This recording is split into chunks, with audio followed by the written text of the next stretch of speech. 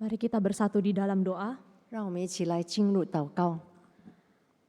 Bapa, seperti pujian, kami rindu, biarlah Tuhan boleh memenuhi kami dengan firman-Mu.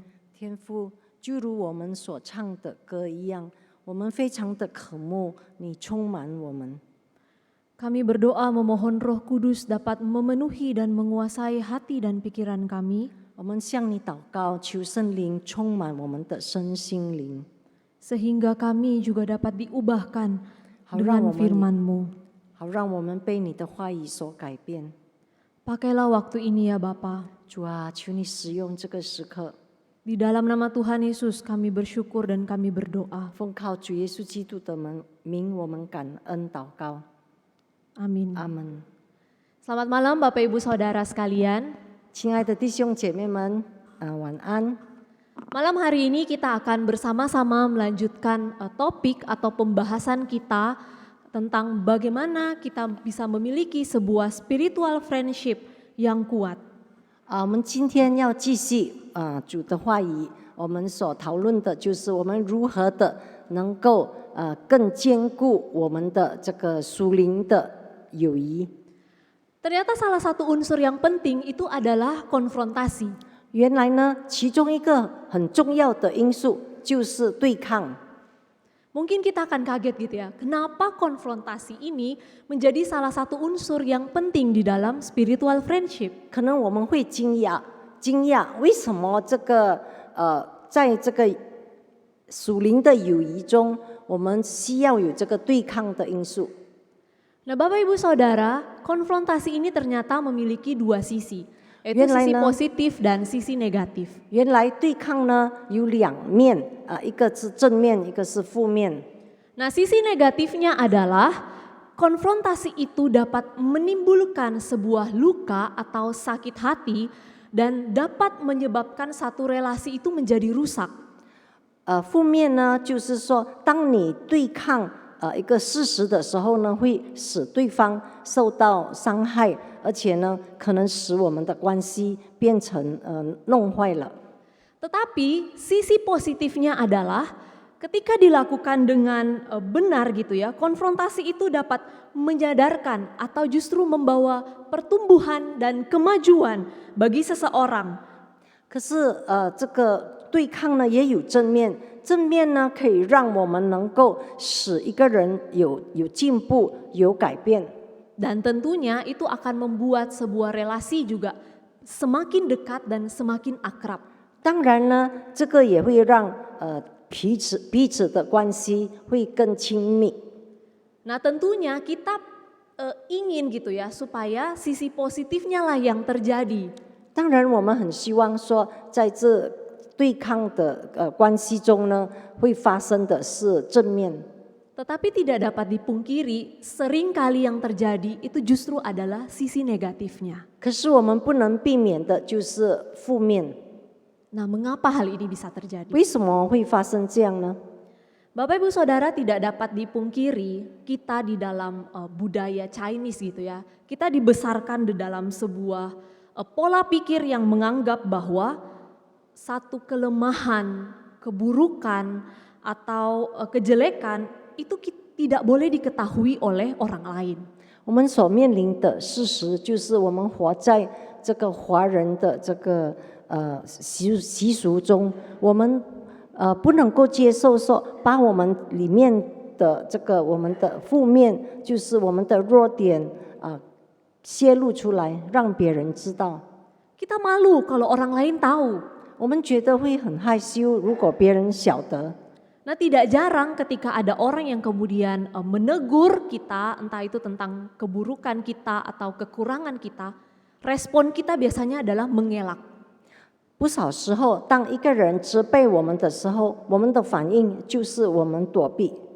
Kita tidak terima karena kita berusaha untuk menutupi itu, tetapi kemudian kenapa orang lain bisa tahu? 我们不能接受，我们要躲闪，因为我们觉得说，为什么这个会让别人晓得呢？ Bahkan tidak jarang kemudian kita berpikir untuk membalas orang itu gitu ya. 甚至我们可能会想要报应那个人。Kita mencari kesalahannya supaya kita juga bisa menegur dia dan kita ingin dia tahu bagaimana itu rasanya ditegur. 我们刻意的寻找那个人的弱点，然后呢，把它这个泄露出来了，让那个人能够感受到那种痛苦。 Budaya yang cenderung berkembang di sekitar kita itu adalah bukan budaya yang terbuka gitu ya untuk menerima teguran atau kritik dari orang lain. 我们处于这个不是那种公开的这个文化， Apalagi biasanya gitu ya, kita sangat hormat kepada orang yang jauh lebih tua dari kita. 普通呢，我们是非常的尊敬比我们更年长的人， Sehingga apa?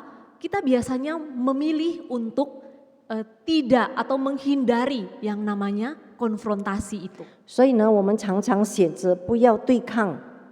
Tetapi Bapak Ibu Saudara tahu tidak, ketika kita memilih untuk menghindari yang namanya konfrontasi, 弟兄姐妹们，当我们选择不要对抗的时候， itu berarti kita memilih untuk menutup mata terhadap kesalahan atau dosa yang dilakukan oleh orang lain. 其实呢，我们正在闭着眼睛，就是让别人犯罪。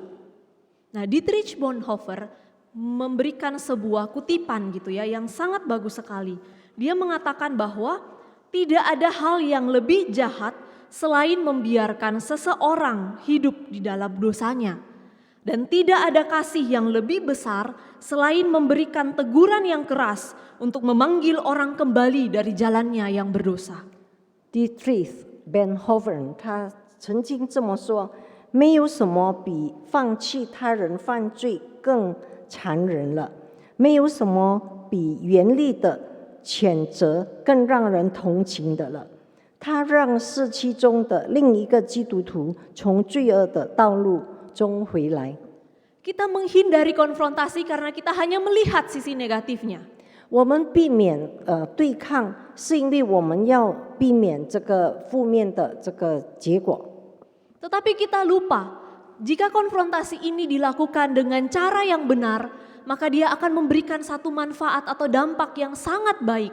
可是我们忘了，如果我们是以正确的方式来这个使用这个对抗呢，会有很好的这个效果。 Karena dia dapat membuat seseorang berbalik dari jalannya yang salah. 因为它会让一个人能够归回正路。 Jadi apakah konfrontasi itu perlu dilakukan? 那这样的话，是不是我们需要有这个对抗呢？ Tentu perlu. 当然需要。 Tetapi bagaimana cara kita melakukannya? 可是我们是怎么做呢？ Nah, saya mengajak kita bersama-sama untuk membuka firman Tuhan 让我们一起来打开圣经， dari 2 Samuel pasal yang ke-12. 撒母耳记下12章。 Saya akan membacakan ayat yang pertama sampai yang ke-9 dan ayat yang ke-12 sampai ayat yang ke-14 nantinya akan dibacakan di dalam bahasa Mandarin.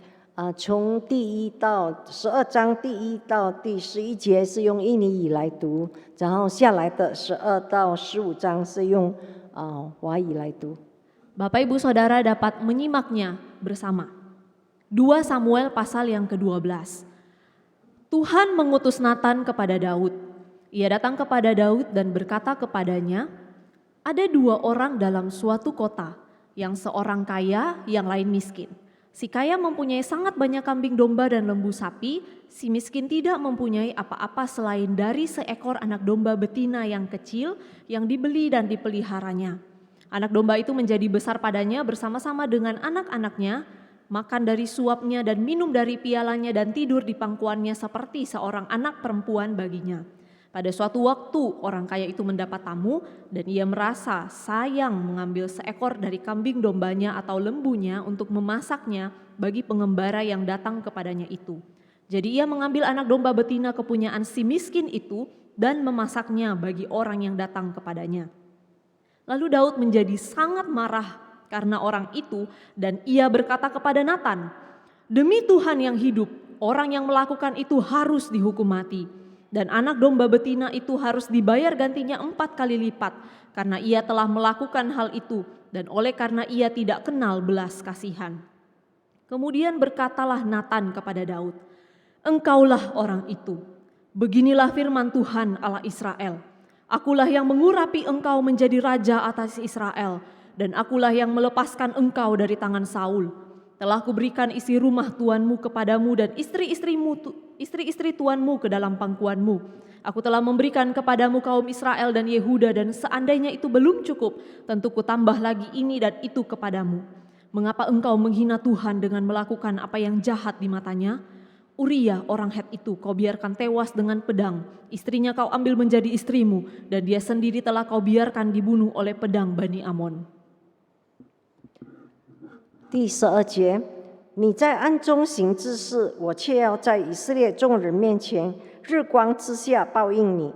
大卫对拿单说：“我得罪了耶和华了。”拿单说：“耶和华已经除掉你的罪，你必不至于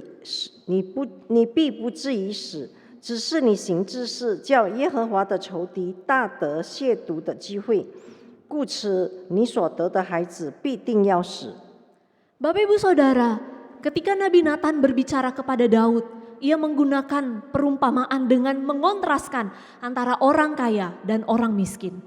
弟兄姐妹们，当拿单责备这个大卫的时候呢，他是用一个比喻，就是一个富翁跟一个穷人。 Bahkan Nabi Natan memperlihatkan bagaimana sikap si orang kaya itu kepada si orang miskin ini.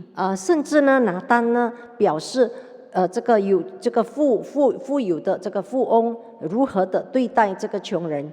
Tujuan Natan memberikan perumpamaan ini adalah ia ingin memperlihatkan atau membuka mata Daud untuk dapat melihat secara objektif permasalahan yang terjadi. 拿单这么做的目的呢，是要让大卫能够非常客观的来看发生了什么。 Nah, saya mengajak Bapak Ibu Saudara, mari kita lihat kembali di ayat yang ketiga. 弟兄姐妹们，让我们一起再看第3节。 Di ayat yang ketiga itu dikatakan bahwa anak domba itu menjadi besar padanya bersama-sama dengan anak-anaknya, makan dari suapnya dan minum dari pialanya dan tidur di pangkuannya seperti seorang anak perempuan baginya. 羔羊在他家里和他女儿一同长大，吃他所吃的，喝他所喝的，睡在他怀中，在他看来如同女儿一样。 Nah, ternyata di dalam perumpamaan ini Natan mau menggunakan atau menyampaikan sesuatu kepada Daud. 原来拿单是用这个比喻来告诉这个大卫。 Kita lihat kata tidur di pangkuannya. 我们看这句话，就是睡在主人的怀中。 Itu ternyata menggunakan kata syakab gitu ya dalam bahasa aslinya. 在原文就是 shahab。 Tetapi ternyata kata tidur ini dia bukan hanya ingin menggambarkan anak domba yang tidur gitu ya, tetapi bermakna ganda. 原来呢，他讲睡的时候呢，睡在怀中，里面呢有另外一个用意。 Daud ingin memperlihatkan gitu ya bahwa kata tidur ini sebenarnya menggambarkan Daud yang tidur dengan Batsheba. 他讲这个睡呢，就是要表明说大卫已经跟这个白示巴同房。 Bahkan kata seorang anak perempuan gitu ya. 这里说一个女儿。 Anak perempuan itu dalam bahasa aslinya menggunakan kata bat. 在这个原文呢是叫 bat。 Kenapa pakai bat gitu ya? Kenapa pakai anak perempuan? 为什么要用女儿？就是 bat 这句话呢？ Untuk menggemakan nama Batsheba. 就是来表明这个白示巴就是别示巴。 Bahkan di ayat yang keempat, 在第4节， gitu ya, dikatakan ia mengambil anak domba betina itu. 他把起一只这个羔羊。 Nah, dan kata mengambil ini adalah kata yang sama yang digunakan untuk menggambarkan bagaimana Daud mengambil Batsheba dan kemudian menidurinya. 这里说他娶了这个羔羊，这个娶这个字呢，跟大卫娶这个别示巴的这个用意是同样。 Nah, jadi Bapak Ibu Saudara, ketika Natan menggunakan perumpamaan ini bukan hanya sekedar cerita semata, 原来呢，当这个拿单他用这个比喻的时候呢，不只是讲一个故事， tetapi di dalamnya Nathan ingin menyampaikan sebuah pesan atau peringatan yang sangat keras kepada Daud. 原来呢，这个拿单呢，在里面含有这个信息，他要把这个信息传给这个大卫。 Dan kemudian setelah Nathan memaparkan atau menceritakan perumpamaan ini kepada Daud, 当拿单把这个故事告诉了大卫， Daud kemudian merespon. 大卫开始回应了。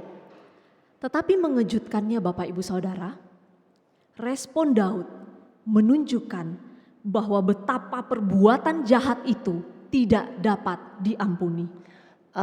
大卫的回应呢，表明了说这个恶行是不能够得到赦免的。 Nathan membuat Daud dapat melihat secara objektif apa yang benar dan apa yang salah. 拿单呢，让大卫能够非常客观的来看什么是对，什么是错。 Barulah setelah itu Nathan dengan tegas mengkonfrontasi Daud dan menyatakan secara terang-terangan dosa yang diperbuat oleh Daud. 讲了这个故事之后，拿单才非常这个严厉的来责备大卫。 Di ayat yang ke-13 kemudian kita tahu bahwa Daud itu sama sekali tidak mengelak. 从第13节我们看到说，大卫完全的没有躲闪， Tetapi dia dengan jujur mengakui dosa dan kesalahannya. 他很诚实的承认了他的过犯。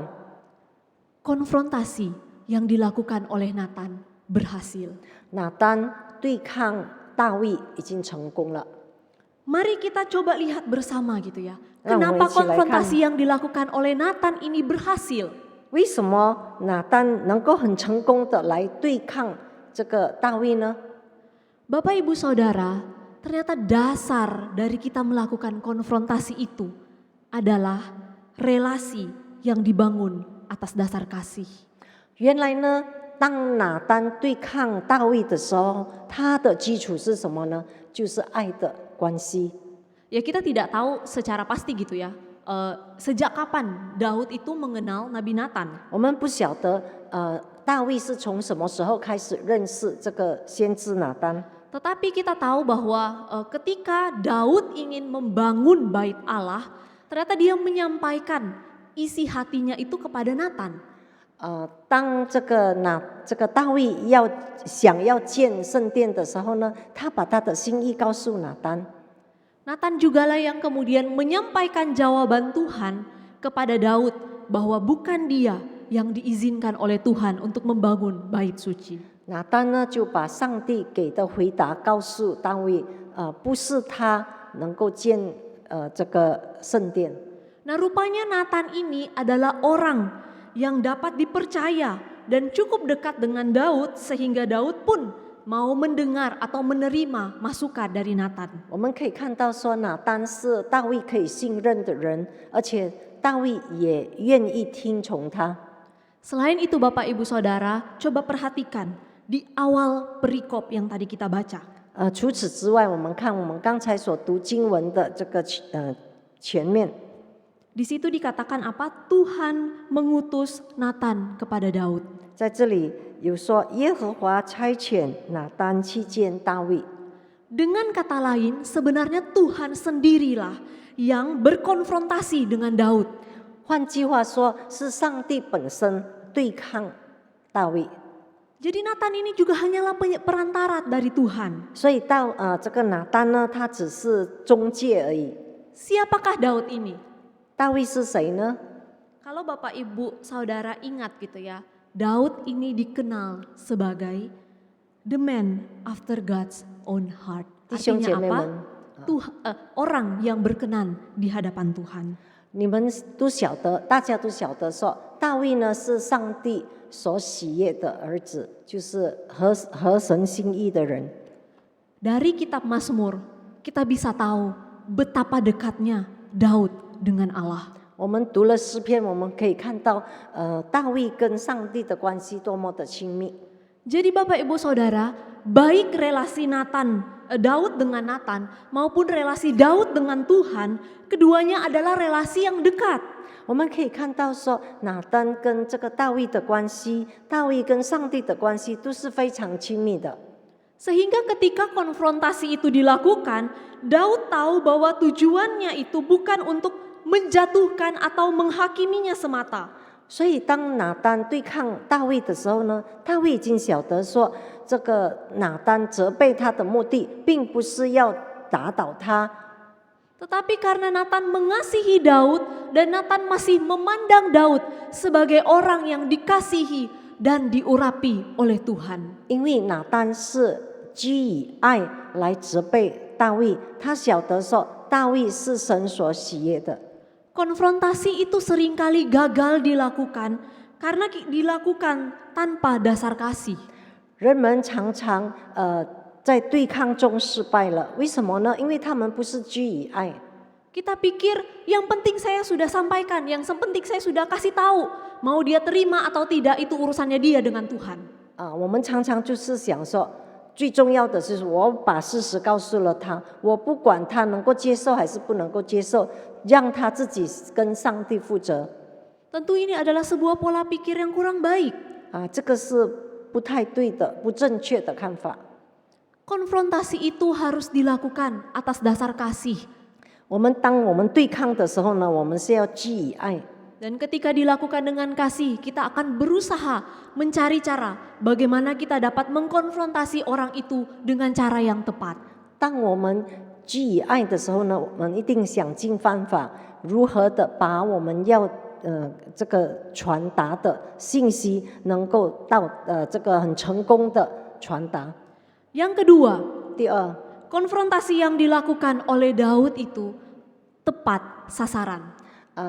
这个拿单对这个大卫所做的这个对抗呢，是针对这个事实。 Dalam artian tidak semua hal itu perlu untuk dikonfrontasi. 所以呢，我们可以看到说，拿单所对抗的呢，他就是针对重要的这个部分，不是每一件事情他都对抗。 Ada hal yang memang perlu dan harus, tetapi ada hal yang cukup untuk diberitahukan. 有一些是必须，而且是应该做的；另外一个呢，可能你只是告诉他就可以了，不需要责备。 Nah, kenapa dalam hal ini Nathan itu mengkonfrontasi Daud? 为什么在这方面呢？拿单是用对抗的方法呢？ Karena apa yang dilakukan oleh Daud itu bukan lagi sesuatu hal yang buruk, tetapi jahat di mata Tuhan. 因为大卫所做的不只是丑陋，而是在上帝的眼中看为恶。 Apa yang dilakukan oleh Daud itu bukan hanya melukai atau merugikan orang lain, tetapi tindakan yang dia lakukan adalah tindakan yang sudah merusak kehidupan orang lain. 大卫所做的呢，不只是这个伤害了别人，使别人吃亏，可是呢，他所做的在神眼中看为恶。 Itulah sebabnya Nathan perlu untuk mengkonfrontasi Daud dengan keras untuk menyadarkan dan supaya Daud itu bertobat. 所以拿单呢就很严厉的责备大卫，让大卫真正的能够悔改。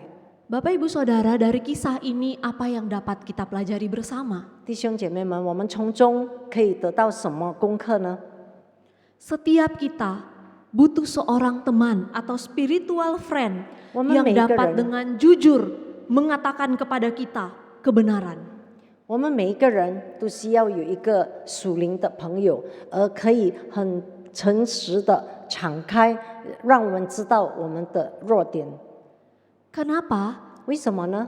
Karena setiap kita itu punya yang namanya titik lemah dan titik buta. 因为我们每一个人，我们都有弱点，我们也有盲点。 Bapak Ibu Saudara, titik lemah itu adalah sesuatu hal yang kita tahu, tetapi mungkin orang lain tidak tahu. 我们所谓的弱点呢，可能我们自己知道，可是别人不一定晓得。 Nah, biasanya apa yang menjadi titik lemah kita, itulah juga yang merupakan dosa yang kita gumulkan. 普通dosa yang kita gumulkan，普通呢，我们的弱点呢，也是我们所挣扎的这个罪。 Nah, seringkali kita menyembunyikan titik lemah kita.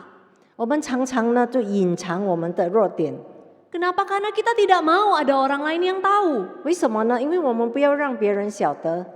Kita bergumul dengan dosa tertentu, kita bergulat dengannya dan bahkan kita mati-matian berjuang melawan dosa itu. 我们对这个罪呢，我们挣扎，我们甚至奋斗，我们就是很死拼的要面对这个罪恶。 Tetapi semakin kita berjuang sendiri, kita justru mendapati diri kita seringkali jatuh lagi, berulang kali di tempat yang sama, di jebakan yang sama. Dan parahnya, setiap kali kita jatuh semakin dalam. 我们如果对付这个罪是一个人对付的话呢，我们常常很软弱，我们不但再重新的跌倒，可是会跌得更深。 Kenapa? Karena semakin kita mencoba untuk sembunyikan itu, maka dosa itu akan semakin berkuasa dalam diri kita. 我们越隐藏，那个罪就越有权势。 Dia memperdaya dan menarik kita jatuh karena tidak ada seorang pun yang tahu. 他可以欺骗我们，让我们能够拉我们更跌入更深，因为别人不晓得。 Ya namanya titik lemah gitu ya. Artinya apa? Kita sering menoleransi atau kita sering berkompromi dengannya. 弱点呢，我们常常都是非常的会有妥协的倾向。 Kita menipu diri kita sendiri bahwa kita sanggup untuk menghadapinya, tetapi ternyata tidak. 我们自我欺骗，我们以为说我们有能力的能够对付，可是原来没有。 Nah, selain titik buta, kita juga punya yang namanya titik buta. 除了弱点呢，我们还有盲点。 Sesuatu hal yang mungkin orang lain tahu karena orang lain lihat, tetapi kita sendiri tidak tahu. 盲点呢，就是别人看到的缺点，可是我们自己本身看不到。 Kita tidak sadar gitu ya. 我们不晓得。 Itulah sebabnya kita butuh seseorang yang kepadanya kita dapat terbuka tentang titik lemah kita. 我们需要的就是有一个能够很愿意把自己敞开、很诚实的把我们的弱点告诉我们。 Supaya di saat kita lemah dan kita tergoda, ada orang yang mengingatkan kita untuk tetap berada pada jalur itu. 当我们软弱，当我们受到引诱的时候呢，我们的这位好友呢，可以把我们引回归回正路。 Kita butuh orang yang dengan jujur mau berkata kepada kita tentang apa yang kita tidak tahu atau apa yang kita tidak lihat. 我们很希望有一个人能够很诚实的告诉我们所不晓得的、没有看见的这个错误或者是盲点。 Supaya kita juga bisa sadar. 这样的话呢，我们就可以觉悟到。 Bagaimana menghadapi titik lemah dan titik buta kita? 那我们怎么样来对付我们的盲点跟弱点呢？ Kita butuh seorang teman yang dapat menolong kita. 我们需要一个可以帮助我们的朋友。 Tolong kita untuk apa? 他如何帮助我们呢？ Yang pertama, dia dapat menolong kita untuk bertanggung jawab atas komitmen yang kita buat. 第一，他可以帮我们能够对我们已经所做的这个尾声负责。 Kita butuh orang yang bertanya tentang progres komitmen yang kita buat. 我们已经做的承诺呢，有一个人可以问我们怎么做，我们的这个进步到多少？ Misalnya kita bergumul dengan kemarahan. 比如说，我们正在面对这个面对这个愤怒的这个问题。 Kemudian kita berkomitmen untuk mau belajar lebih sabar. 我们已经决心要学习如何的更能够有耐心。 Tentu tidak mudah Bapak Ibu Saudara. 当然不容易。 Semakin kita mau belajar sabar, akan semakin banyak hal-hal yang memancing emosi kita. 我们越想要学习忍耐，越有很多事情可以让我们发脾气。 Tetapi kemudian ketika kita gagal dan kita marah, 可是当我们失败，而我们又再重新发脾气的时候， nah sahabat rohani kita inilah yang akan membantu kita untuk mengingatkan kita tentang komitmen yang kita buat. 我们的属灵好友他会提醒我们，我们已经有了这个决心，就是如何的能够战胜这个怒气。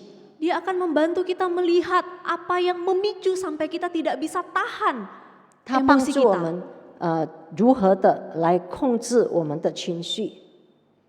Hal yang kedua Bapak Ibu Saudara, 第二， kita butuh seorang teman yang dapat mempertanyakan motivasi dan memeriksa hati kita. 我们需要一个朋友来质问我们的动机，而且让我们能够自我检讨。 Ketika kita ingin melakukan sesuatu, kita hanya mempertimbangkan apa yang kita pikirkan. 当我们行一件事的时候，我们常常只是照着我们的心意去考虑。 Tetapi ketika kita berdiskusi dengan teman atau kita men-sharingkan apa yang ingin kita lakukan kepada teman kita, dia dapat membantu kita untuk melihat pertimbangan-pertimbangan yang mungkin kita tidak pikirkan sebelumnya. 当我们把一件事情，我们想做的事情，跟一个好友一起商量、一起讨论的时候，可能我们的好友可以让我们看见一些我们还没有考虑过的因素。 Ia menolong kita untuk bisa menghidupi value terbaik yang kita punya, menghidupi nilai terbaik yang kita punya. 这个朋友呢，可以让我们能够把我们有的好的价值观能够保持。 Yang ketiga, Lisan. kita butuh teman yang dapat membedah spiritualitas kita. 我们需要一个朋友，能够把我们的这个属灵的这个生活，把它敞开。 Ketika hati kita sudah mulai keras dan mungkin kita kehilangan visi daripada Tuhan, 当我们硬着心肠，可能我们已经失去了上帝所赐给我们的意向的时候， kita butuh seorang teman yang dapat mengingatkan kita 我们需要一个好友来提醒我们， supaya kita dapat tetap berada pada jalur yang benar. 好让我们能够就是归在这个正确的道路。 Jadi Bapak Ibu Saudara, memiliki seorang spiritual friend itu adalah sesuatu hal yang seharusnya kita lakukan. 所以弟兄姐妹们，我们必须有一个或者是几个这个属灵的朋友。 John Ortberg mengatakan bahwa setiap kali kita mencoba menangani godaan di dalam keterasingan kita, kita sangat rentan terhadap penipuan atau tipuan iblis. John Ortberg 他是这么说的：当我们试图孤立地对应诱惑时，我们都非常容易的被欺骗。 Artinya kita butuh seorang teman di dalam perjalanan spiritualitas kita. 意思是说，在我们的属灵道路上，我们需要一位好友来陪伴我们。 Ada banyak tantangan atau rintangan yang kita hadapi 我们面临很多很多故障。 ketika kita berusaha untuk menghadapinya seorang diri, kita bisa saja gagal dan jatuh. 当我们孤立的去面对的话，可能我们会失败。 Kita butuh seorang teman yang mengulurkan tangan dan berjalan bersama dengan kita. 我们需要好友把手伸出来，与我们同行。 Kita butuh orang yang kepadanya kita dapat percaya dan kita tahu kita bisa bertumbuh bersama dengan dia. 我们需要一个可以信任、可以跟他一起成长的好友。 Dan jangan lupa Bapak Ibu Saudara bahwa konfrontasi itu terkadang perlu untuk dilakukan. 所以弟兄姐妹们，我们要记得，对抗是有时候是很重要的。 Tetapi tentu sekali lagi dengan cara yang benar. 当然，我们要记得，我们要以正确的方法来对抗。 Mari kita berdoa. 让我们一起来进入祷告。 Bapa di dalam surga, kami bersyukur pada malam hari ini kami dapat belajar firman-Mu. 亲爱的天父上帝，我们非常的感谢你，我们今天可以学习你的话语。 Tuhan, kami berdoa memohon kepadamu memberikan kami seorang teman yang dapat mendampingi kami di dalam perjalanan rohani kami. 主啊，我们恳求你，求你赐给我们一个属灵的好友来陪伴我们。 Orang yang kepadanya kami dapat percaya dan menolong kami untuk bisa melihat hal yang benar dan yang salah. 一个我们可以信任的好友，他可以帮助我们看见我们的错误、我们的污点。 Tuhan tolong kami, 主啊，求你帮助我们。 kalau kami belum punya teman rohani, Tuhan berikan kami satu teman rohani. 如果我们还没有属灵的好友，求你赐给我们。 Tuhan juga tolong kami supaya kami bisa menjadi teman rohani bagi orang lain. 主啊，也求你帮助我们，让我们能够成为他人的属灵好友。 Dan biarlah di dalam relasi ini ya Bapa, hanya nama Tuhan yang dipermuliakan. 求你也帮助，让我们的关系中，愿你的名得到最高的荣耀。 Kami bisa saling mengasah iman kami 我们能够互相兼顾我们的信心， dan kami dapat bertumbuh semakin serupa dengan Kristus. 我们能够一起成长，越来越像你。 Inilah yang menjadi doa kami. 这就是我们的祷告 Di，dalam nama Tuhan Yesus kami berdoa. 奉靠主耶稣基督的名，我们祷 Amin 求，阿门。